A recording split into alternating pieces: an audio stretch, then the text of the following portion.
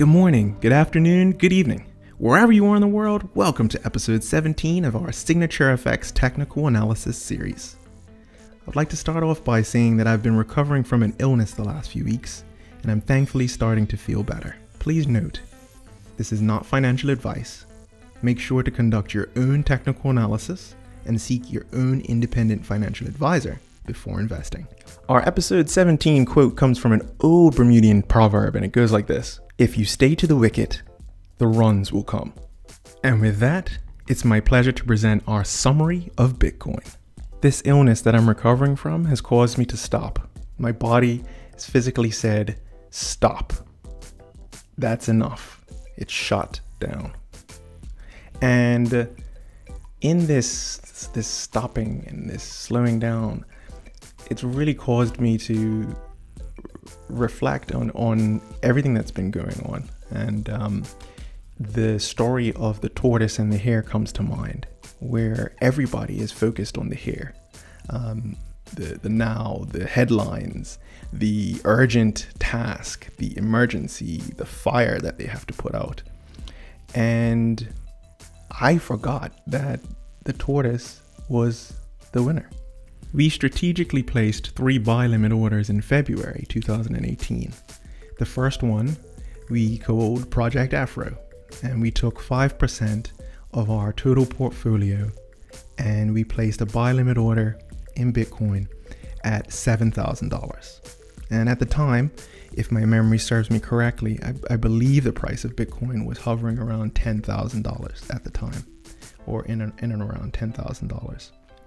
We placed a second buy limit order, which we called Project Bermuda, for another 5% of our account at $6,000. And thirdly, we placed Project Crypto, which was a third and final 5% of our account at $5,000.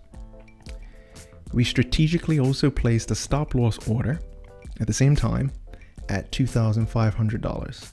And that would have been for the full 15%.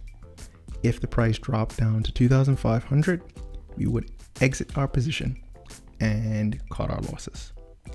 We then waited patiently for the prices to move. And oh boy, did they move. Did they ever. How did we get 10% of our portfolio in Bitcoin? Well, Project Afro was triggered on March 29th. That's when we bought 5% at $7,000. On June 13th, the price of Bitcoin hit $7,000 again. And we made a judgment call. If you want more details, you can have a look at episode 15, which was recorded on June 17th.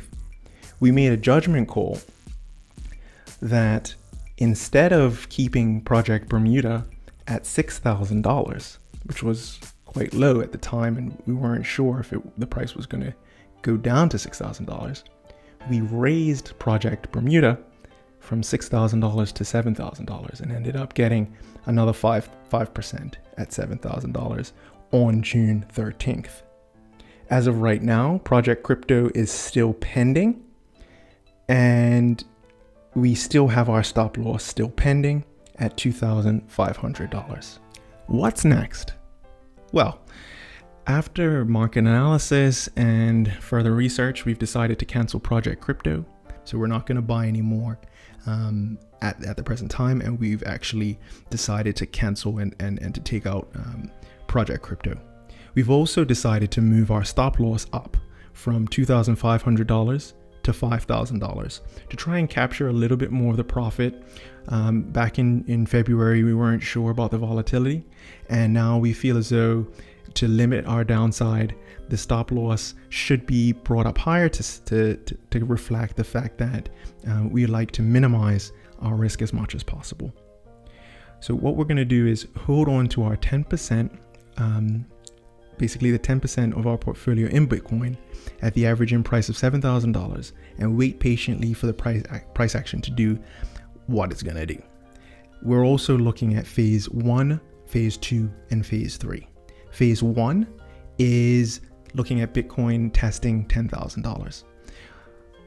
We've done a lot of deep dives and a lot of analysis, and we see 10,000 as the next key marker, the very next key frontier.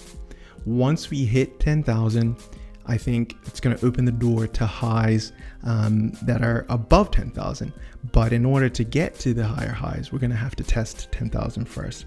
So the first phase is price will move to $10,000 with the key levels being $8,000, $10,000, and then $12,000. Then we move into phase two. Phase two is $20,000.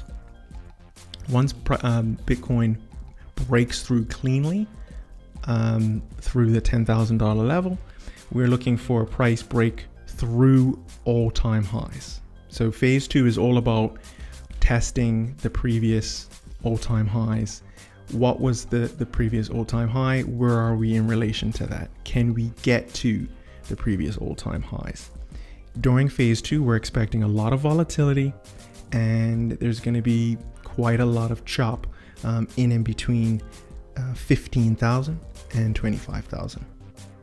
Lastly, phase three is where we're going to see astronomical highs, and we're going to look at tests that we've never seen before of prices that we've never seen before. Phase two is very much of a let's test the waters.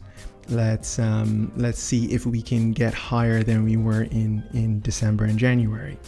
And once those headlines are made and you see CNBC and Bloomberg saying Bitcoin is at an all-time high, that's something that is significant, but that's something that they will say the same day that the price goes $1 above the previous highs. What we're focusing on for phase three is where we're looking at setting exactly what it says, tests of never seen before all-time highs. And this is the time that we're going to be looking to start to pare back. You have to remember, we have our Bitcoin at $7,000 at this point, and we're going to be looking to sell higher than $25,000. Once the price breaks higher than $25,000, we're going to be starting to do more videos and also looking for places to start to sell, start to get out of Bitcoin, start to come back into cash, start to pull back some of our profits and cash in on that move higher. Do not take my word for it. This is my opinion. This is what I am thinking right now, and this is definitely not financial advice. Thanks so much for watching. Don't forget to like the video and don't forget to subscribe. Click the bell symbol next to the subscribe button to receive alerts when we post new videos. Please take a moment to write us a comment, share this video with family and friends, and follow us on social media. All of our social media links are conveniently provided in the description. With that, we are so grateful for your time and attention, and until next time, happy trading.